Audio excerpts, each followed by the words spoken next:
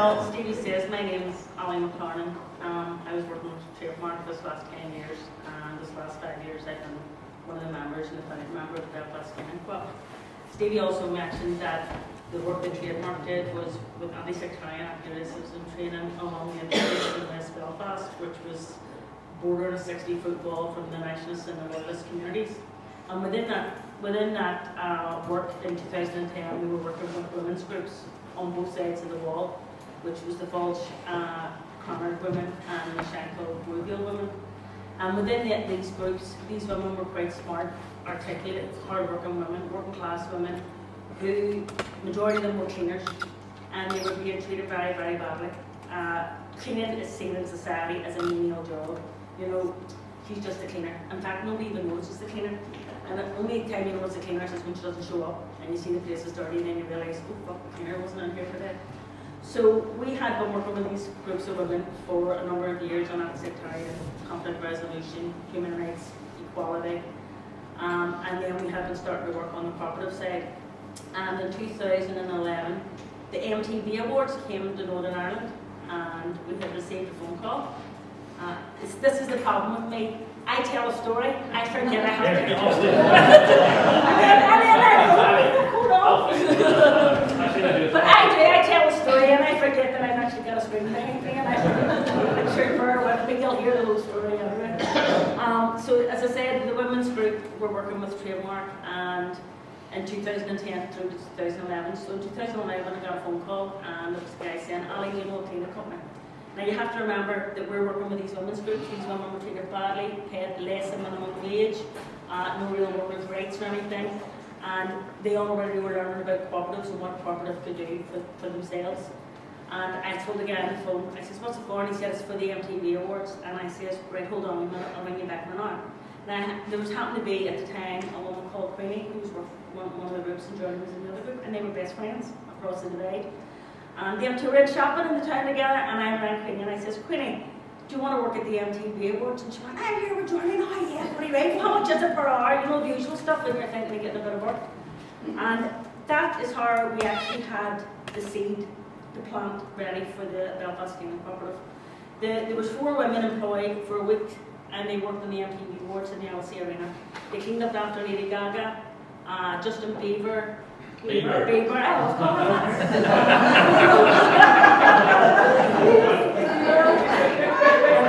Bruno Mars, you know, all these different stars, and they did such a professional job that they came on workers backstage, and makeup artists and everything, bought them gifts. They couldn't believe how professional they were. And I rushed out and bought them, you know, uniforms and everything before they were down, so they looked the part.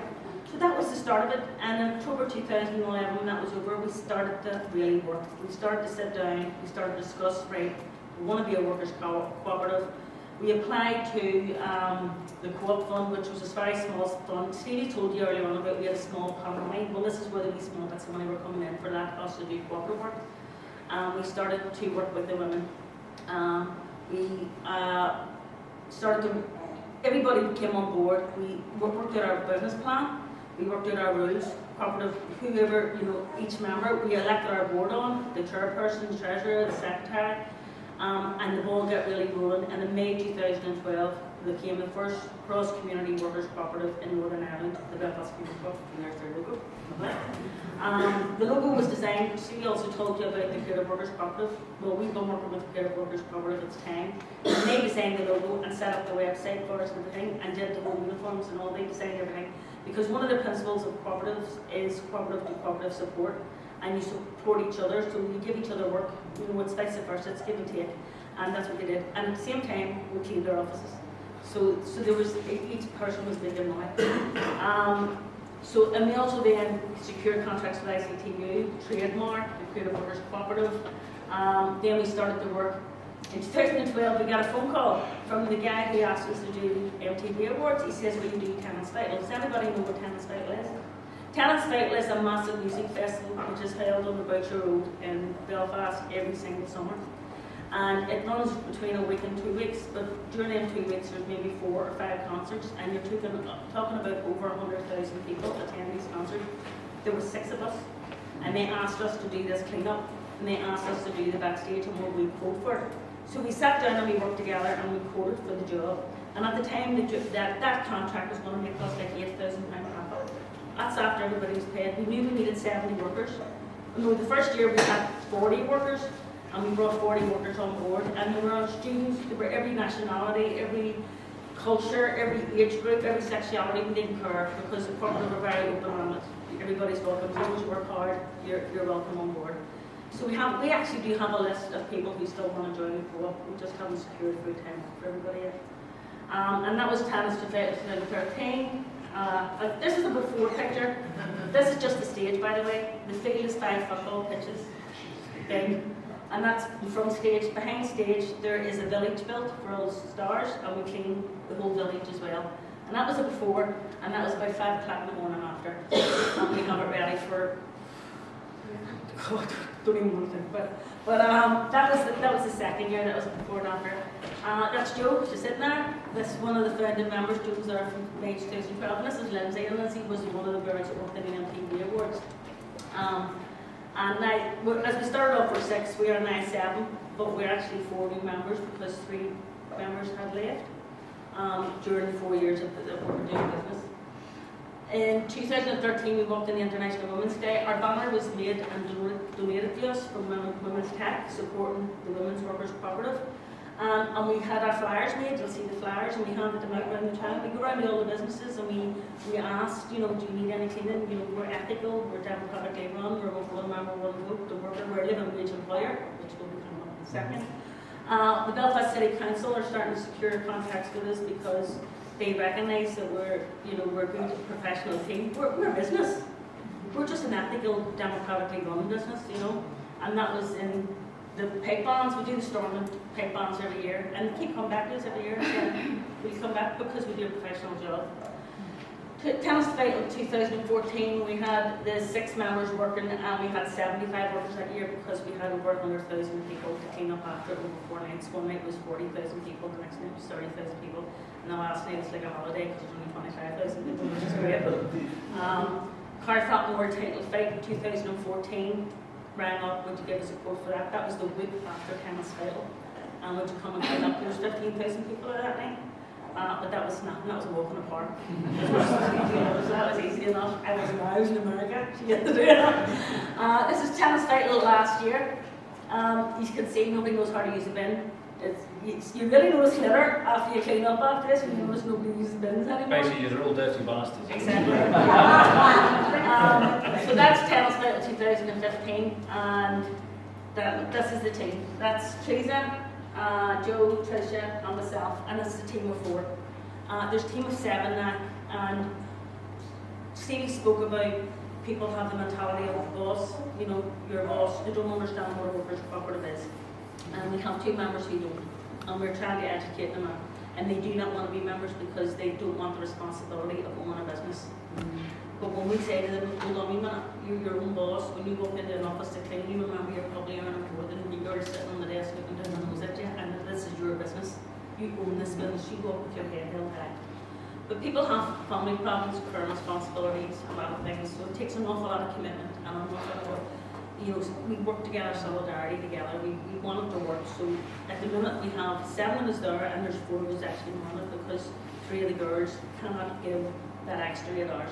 Within the rules of the Workers' Cooperative and the Belfast Human Society, we have in our rules that you have to give up to 8 hours per week additional help and work, whether it's going to hand flyers, whether it's lifting a folder, ringing up and saying, hi, how you doing, can I call you the tender, whatever it is, whether it's going and getting supplies. We have that in our rules to do that, and this was causing problems with girls going, but I only want to work 16 hours a week, or I only want to work 20 hours a week, I can't give you another 4 or 8 hours to go. So they still don't have the mentality that this is my business. But we're working on it. We've already successfully created 4 and 5 members to date, and we're working on it. The very first year that we started, we had £20,000 turnaround. And that was up to 2013. In 2014, we had £74,000 turnaround. In 2015, our accounts last year were 90 or something. And this year, we're moving. So we're growing. Most overheads, that is materials, our van, we have our van on the road, is our insurance. We have moved into our own new offices. So most of that's salaries and wages. And at the end of each financial year, if we have a profit of £5,000, £3,000, whatever it is, will the members sit down and say, right, what do we want to do with the profit? And we all vote, and we go, 9 times out of 10, we reimburse, we put extras in. Living wage employee, as we say, so we have a way ahead, he's not following it.